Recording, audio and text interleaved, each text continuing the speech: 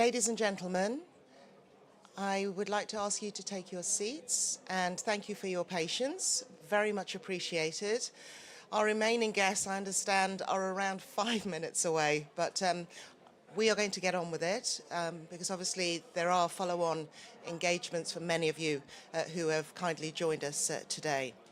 So, again, warm welcome, ladies, gentlemen, Your Excellencies, friends, colleagues and peers.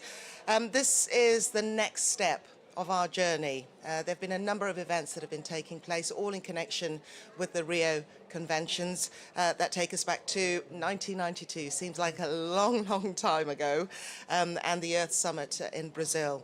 So what we're hoping to do here is learn from this point where we will go to come 2024, because of course all three conventions will be convening and it'll take us on to the next exciting step and hopefully enabling us to reach those goals. I think one of the most important aspects of why we're here today is that there has been an understanding that the emergency of climate change, biodiversity loss and of course land degradation pose an existential threat. We're hearing that phrase a lot at the moment, not only to humans, but also, most importantly, with nature. Without nature, we don't have a chance, of course. The linkages between all of that have been made patently clear to all of us. So the actions that we will take and have been taking and will take on the next journey, the next part of this journey, need to be interlinked in order for them to work. They need to be coordinated. That is the only path forward. If we are going to achieve those goals on climate and, of course, biodiversity and land, they need to be tackled together. So we are here today to discuss those achievements and where we go to next. I am very remiss. I didn't introduce myself. I'm Lukwesa Burak. I work at BBC News, but I've been part of this journey with the UNCCD for around 3 years now. My background is in geography, in information systems, environment and science as well. So I'm very passionate about it, even away from my journalistic profession. So let us begin our event today. And to open it for us and set the scene, I would like to invite Mr. Ibrahim Chow, the Executive Secretary of the UNCCD, to please open our discussion today. Thank you.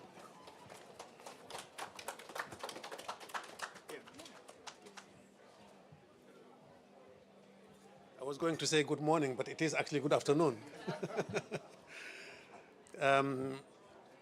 Very happy to have you here and welcome to the Rio Conventions event.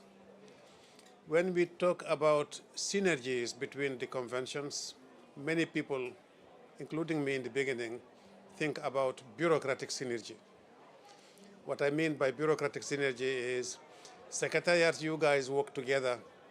We, national focal points, when we come to COPs, we meet from time to time to talk about synergies, but we forget about it as soon as we go back home. And that's my starting point. Synergies happen at the national level. We have many conventions, therefore many focal points, and many other actors. We have governments, civil society organizations, private sector. How many times in each country do we have an opportunity to just consult each other, sit in the same room, and see how we can make this synergy happen? A minister, we have a minister in front of me here, would receive multiple reports for each convention, saying, making the pitch that this is climate, this is biodiversity, this is migratory species, and they end up having a pile of reports on their desks.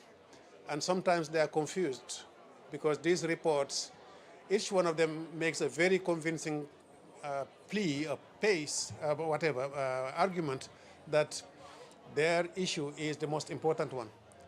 And then you go to the next report, you have another convincing case that this issue is important.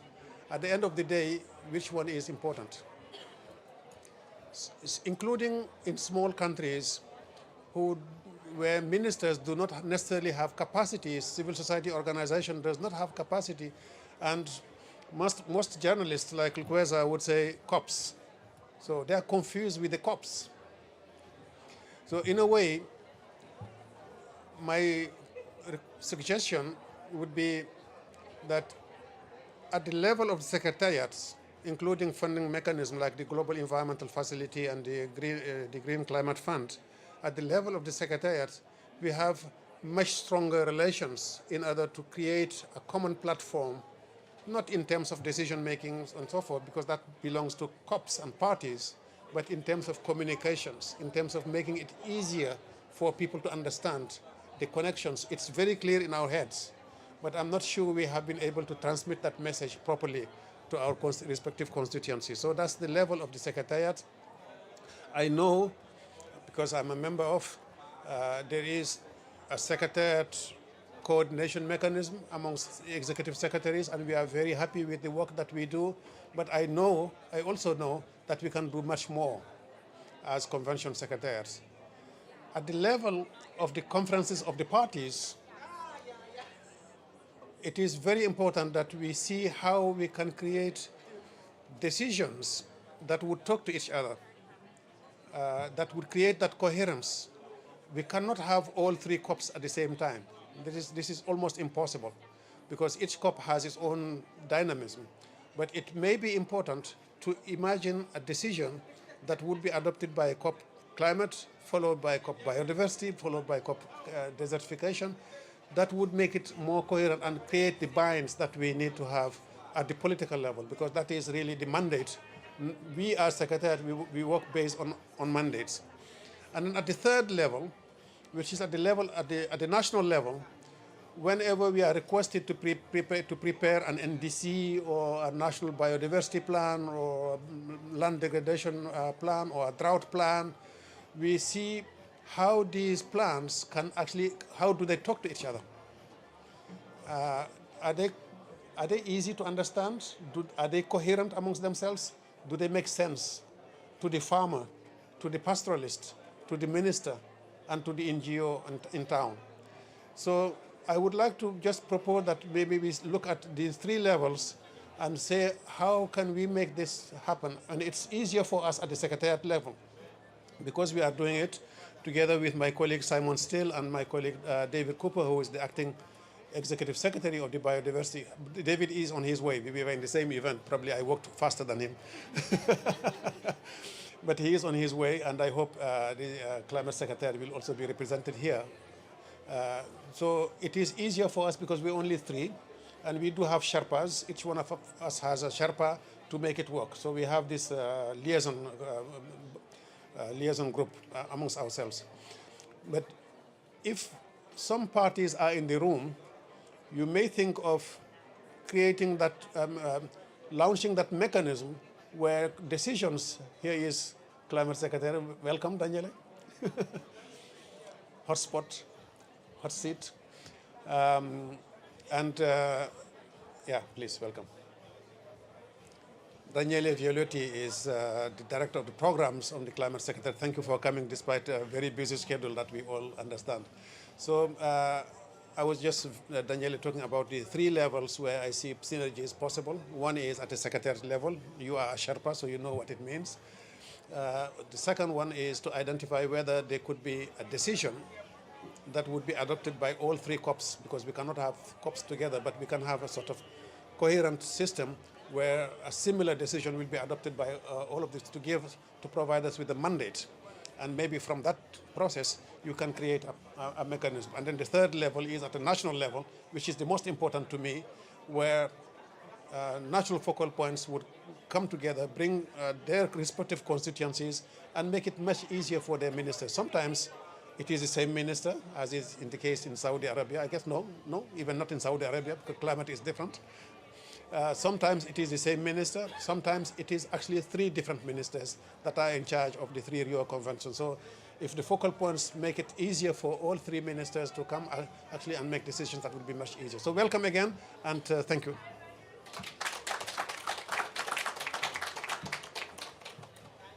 Mr. Chow, thank you very much indeed. Okay, I'm going to propose a session of moving parts so I can get you going onto your next events. So in a short moment, in a short while, we will be hearing from the UNCCD COP15 president to find out about this joint statement, because this is very important. After that, I propose that we bring our guests today to convene together on the stage, and you'll each, as part of a joint discussion, contribute your remarks. And I think if we move along that way, we may just get through it and clear you in time. Is that okay, everyone? Yeah, okay, let's get on with it. So next, we have the joint statement. So I had a look at this statement, Your Excellency, and my first question, and this is a momentous moment. So it's a statement, a united approach. We've started to hear the first of that with Mr. Ibrahim Chow. And when I invite you onto the stage and you explain what this statement is about, I would really also appreciate it from a journalistic point of view if you could answer one question for me. Why only now? Please.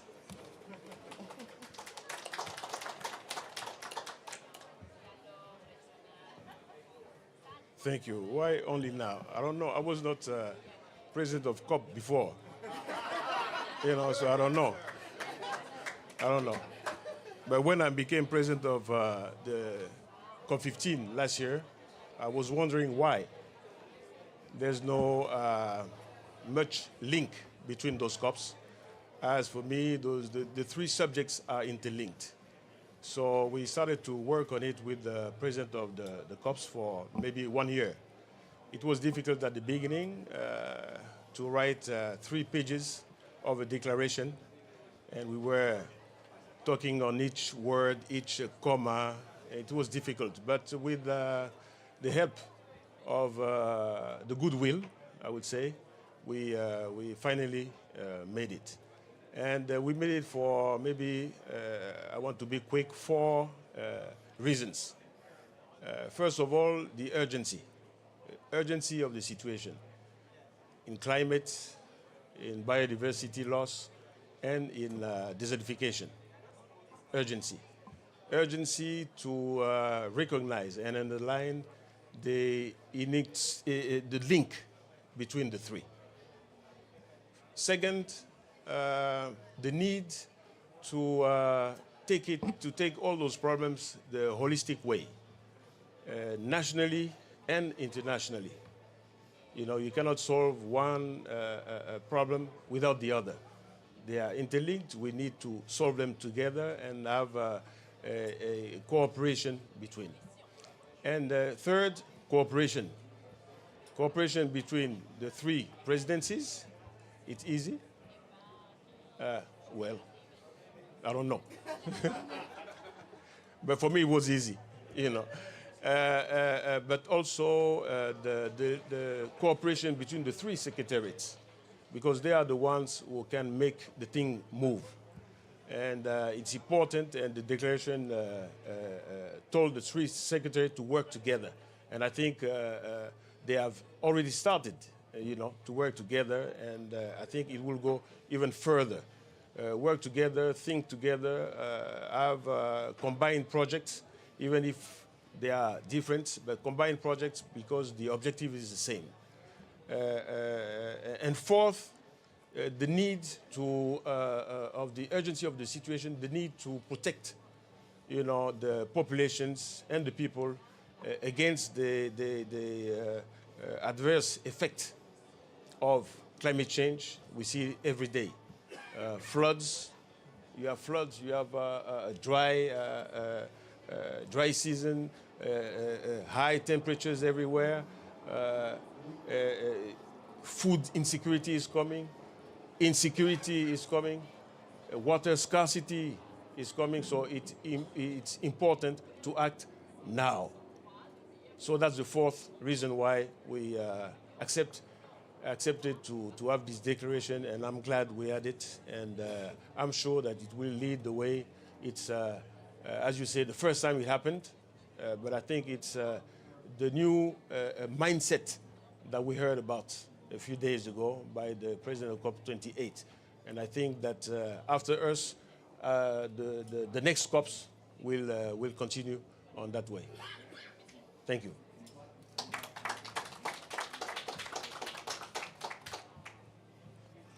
That is all very exciting. A new mindset, cooperation and holistic approach. I think outside in the world away from these buildings where all the hard work is done, people always assumed climate change would be holistic.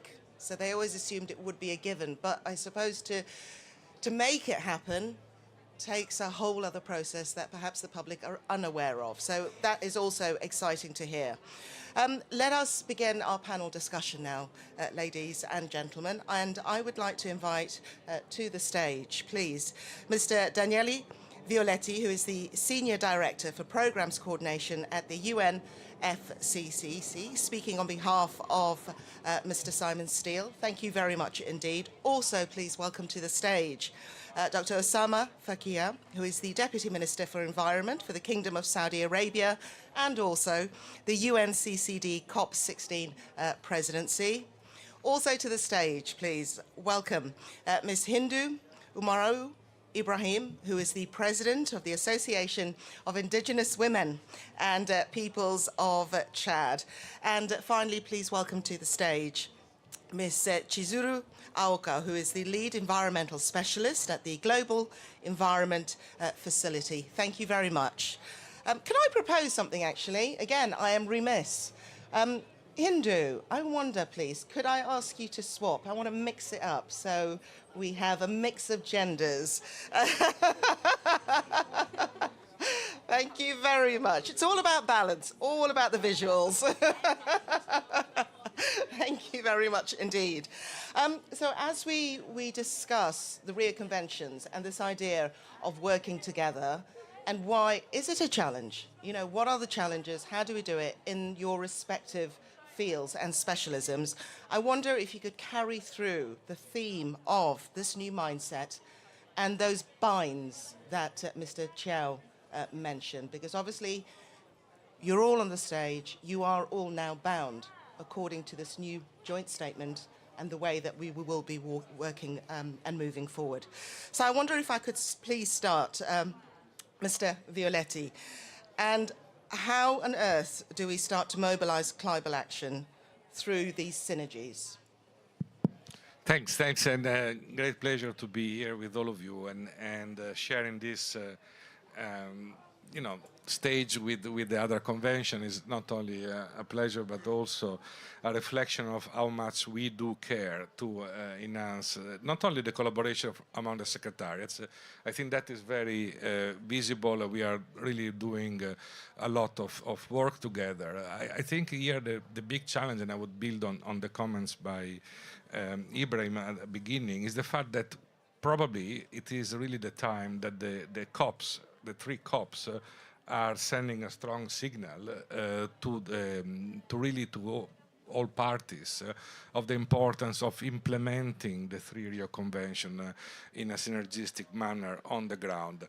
None of us is an implementing agency, so we are not the one delivering concrete projects on a daily basis, but we have a big power in convening actors and connecting the various key players in the implementation. So hopefully next year, the year of the three COPs happening again together, could be the moment in which, and this honestly has to start from parties. We can do our outreach, of course, but parties should be the one initiating this, so that there is a common thread in the three COPs. And the climate change one is the one probably lagging behind in terms of guidance from parties.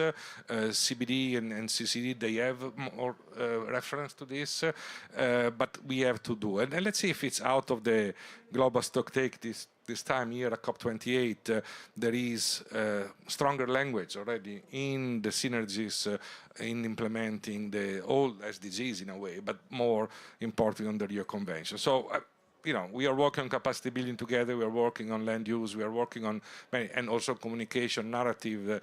The joint statement is very important as well to push this agenda forward. Thank you.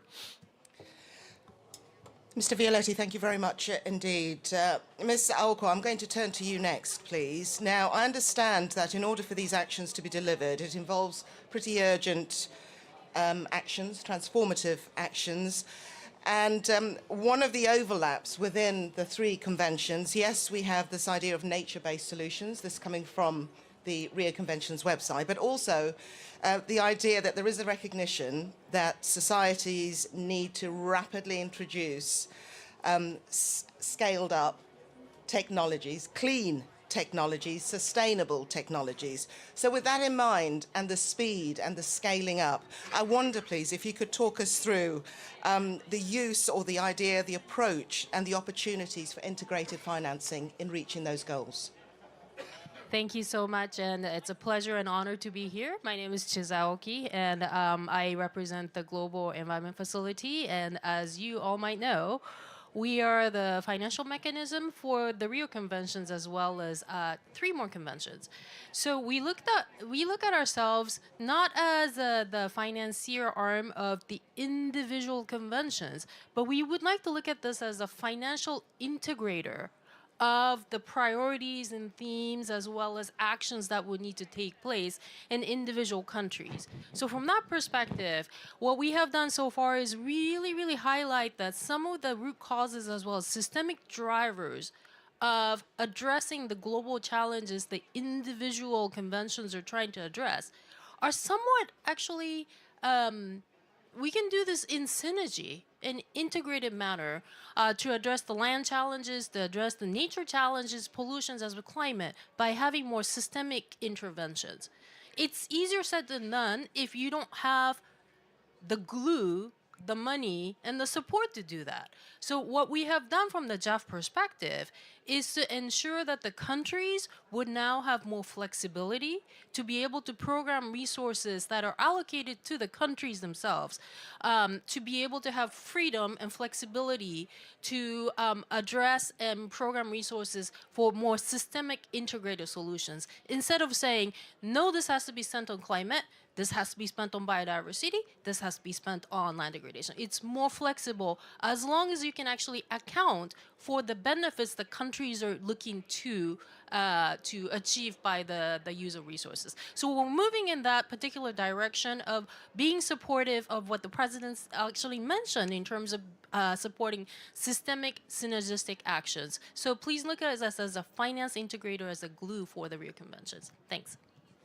Ms. Chizuru Alkwa, thank you very much indeed. In a moment, we're going to be hearing about the road to Riyadh with Your Excellency. But I want now for us to hear from somebody who is on the ground, who is one of the most infectious spirits in the fight for climate change, and particularly when it comes to women and indigenous women. Please may I introduce Ms. Hindu Umaro Ibrahima, who is the president of the Association of Indigenous Women and the Peoples of Chad. I'd like to hear your take on this new approach. Hi, everyone. Is that working? Yes, okay. Hi, everyone. It's really a great pleasure to see that we are in the climate COP, but it is UNCCD who is convening the 3 Rio together. So it could be like those who are organizing the COP who should say, let's come together and invite them, but not the opposite. So that's really one thing we should all know. But as coming from indigenous communities, coming from the ground, we are not the people who are putting boxes when we talk about environment. So all it is about environment. We do not have like an mile kilometers of climate action, another one on biodiversity, another one on desertification. The nature do not work like that. The nature don't care if you call it the COP of climate or biodiversity or whatever. The nature care about the interconnectivity, the balance. The nature care about how we are respecting each species, how we are protecting the water, how we are protecting the trees, how at the same time they can protect the birds, the insects. And if you invest protecting the nature, you can get a healthy soil. You can stop the climate change. It's not magic. It's not technology. It's not science. It is natural. So how we can put that in the head of the peoples who think we have to make it separately? As indigenous peoples, we do not understand this concept. As myself, I participate at the climate change conventions actively. At the same time, at the Desertification Convention actively, at the same time, at the Biodiversity COP actively. It's so tiring to go to each of them and fight and telling them like, listen guys, come together. And it is not only me, all indigenous peoples, because I know them also from we are coming meeting in every COP. It is time that we all wake up. We say it is implementation of each convention. It's not negotiation anymore. So wake up, let's implement that together. Next year will be a big occasion. Saudi Arabia must play this role. Saudi Arabia must convince a big high-level event with all the secretariats, but also with all the parties, the COP presidency. They must come together and have a strong resolution, a strong decisions that they can send actually to the General Assembly. If you are saying it is a party driving, the secretariat cannot do that, send it to the General Assembly. Tell them that enough is enough. Take an action, put the convention together, and indigenous peoples can tell you how you can do that, if you are lacking how you can do that. Thank you.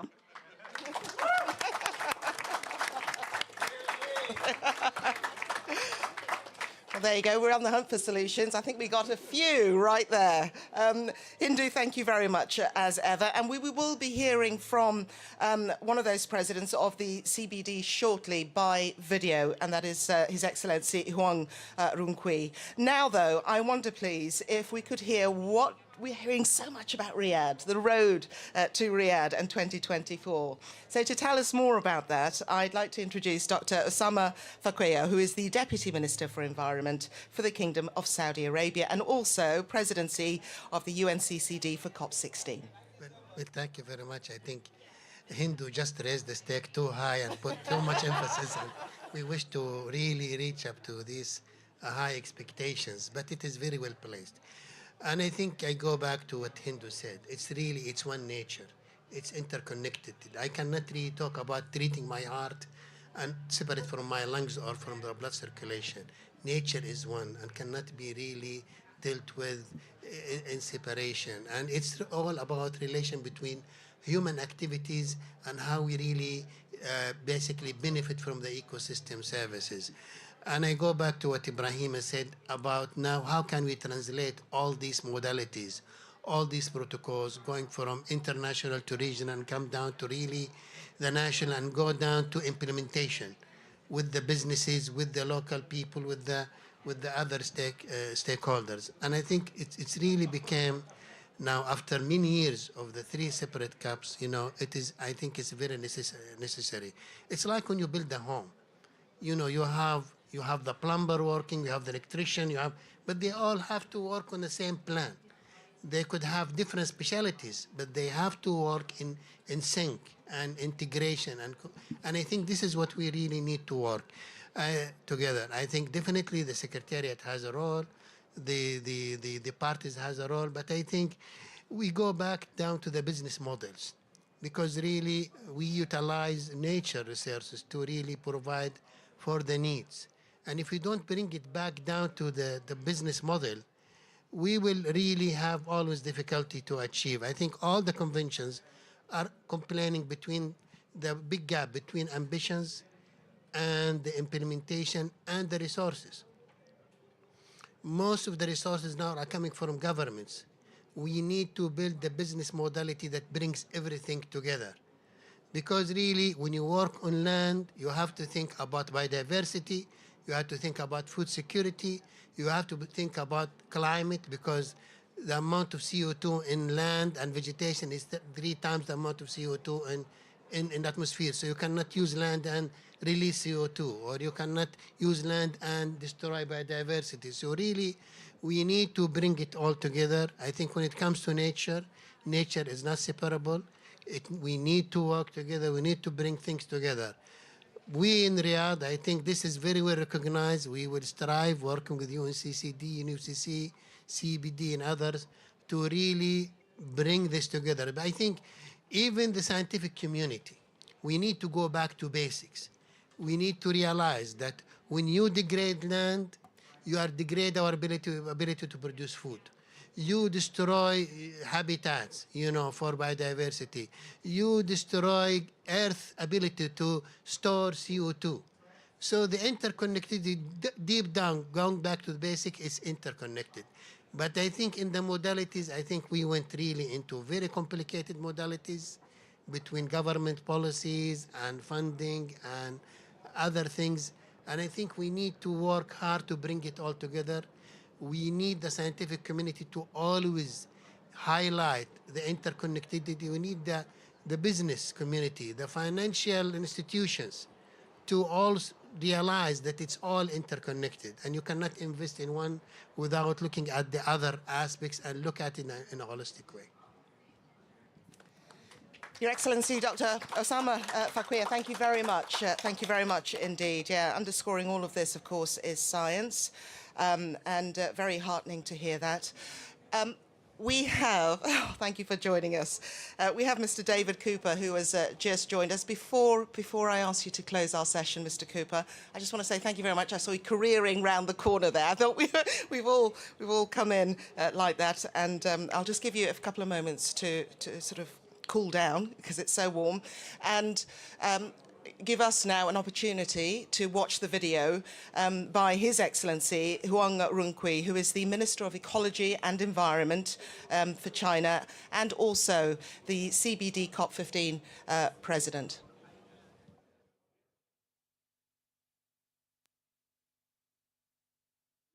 大家好，很高兴在里约3公约达成31周年之际我与沙麦海、苏凯里阁下、阿兰、理查德、东瓦西格阁下共同签署并发布《联合国防治荒漠化公约》、《生物多样性公约》、《联合国气候变化框架公约》缔约方大会主席联合声明。气候变化、生物多样性丧失、土地退化与荒漠化加剧，给人类生存与发展带来了严峻的挑战。这些挑战在成因和应对措施上密切关联，需要国际社会协同应对。近年来，里约3公约相关缔约方大会先后达成了土地退化零增长目标、巴黎协定、昆明蒙特利尔全球生物多样性框架等一系列雄心勃勃的里程碑式的成果，为全球协同应对土地、气候和生物多样性问题提供了契机和平台。全面有效地落实这些成果，推动实现2030联合国可持续发展目标，是各缔约方当前的首要任务。对此我们强调要加强全球、区域、国家和地方的多层级、全方位合作，共同采取紧急、变革和协调行动，并确保所有的利益攸关方充分参与。我们认识到资金短缺一直阻碍着发展中国家实现公约各项目标。全球环境基金、绿色气候基金等资金机制对于确保促进发展中国家的资金需求至关重要。我们欢迎并支持各缔约方、利益攸关方为实现里约3公约目标提出的相关倡议做出的积极承诺。我们呼吁各缔约方根据公约授权和任务规定，努力推进公约在土地、气候和生物多样性等方面的各项目标，共同构建人与自然生命共同体，确保人类和地球的可持续未来。谢谢大家。女士们、先生们、朋友们，大家好，很高兴在里约3公约达成31周年之际。So before we bring this session to a close, just to say thank you very much to our panelists, our distinguished panelists who joined us a short while ago, Mr. Violetti, Dr. Faquia, Ms. Ibrahim, and Ms. Aoka as well. I'd like to invite now to the stage for our closing remarks, the CBD Acting Executive Secretary, Mr. David Cooper. Thank you so much. It's a pleasure to join you, even I just arrived this morning. Over the last year, we've experienced in many parts of the world severe droughts, severe floods with a huge human toll, wildfires, and of course, as we hear from the media that this is due to climate change. And certainly the frequency and the severity of these events is increasing because of climate change, there's no doubt. But of course, these events, these disasters are also happening because of land degradation and the loss of biodiversity. And these three issues, climate change, land degradation, and the loss of biodiversity, are really so closely interrelated. They're really different sides of one crisis, a crisis that's potentially existential, as was recognized by ministers actually in Kunming at the first part of COP15 in 2021. Everyone is affected, but of course we know that the most vulnerable, indigenous peoples, local communities, and others living in particularly vulnerable areas are particularly vulnerable. And it really means that we have to have an integrated approach to implementing the three Rio Conventions: climate change, biodiversity, and land degradation, combating land degradation. And therefore, this joint initiative, this joint statement of the three presidencies, I think is very welcome.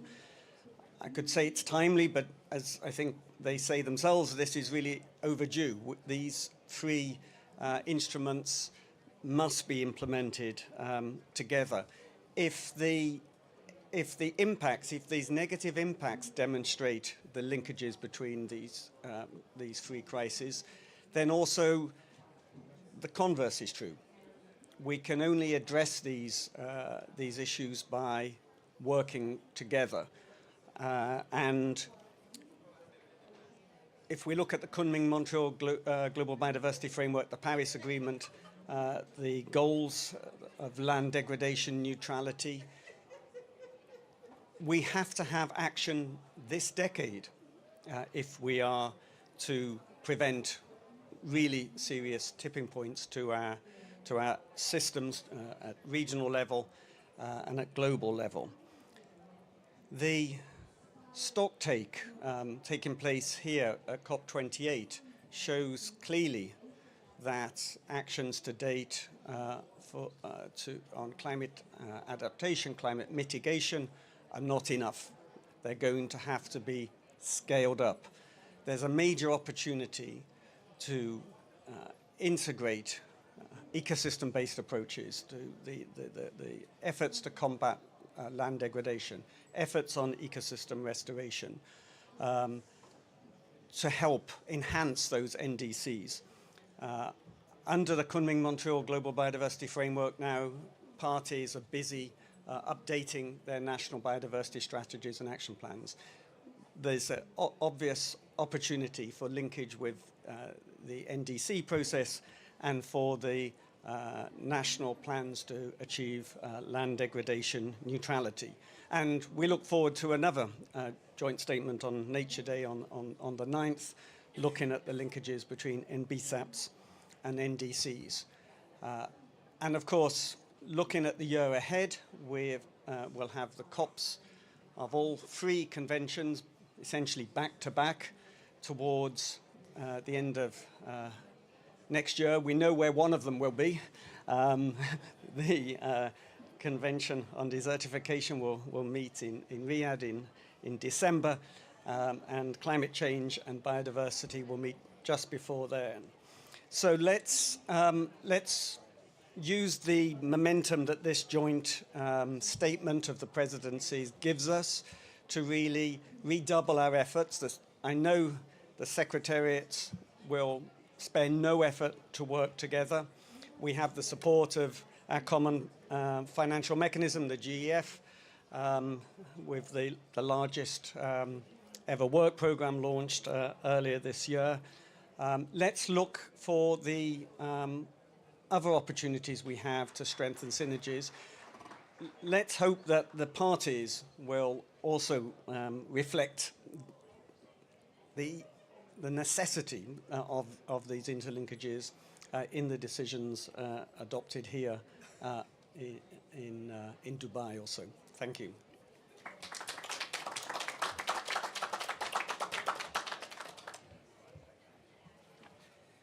Mr. David Cooper, the CBD Acting Executive Secretary, thank you very much indeed.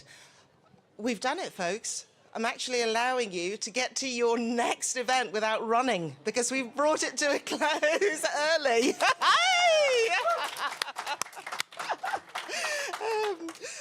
So thank you very much. And what I'd like now is to invite our guest today to please come back on stage. Unfortunately, we've lost Hindu because she really did have to dash off. But could you please all come back on stage for our photo, please, our family photo? And then I think it's lunchtime, isn't it? Thank you. Yes.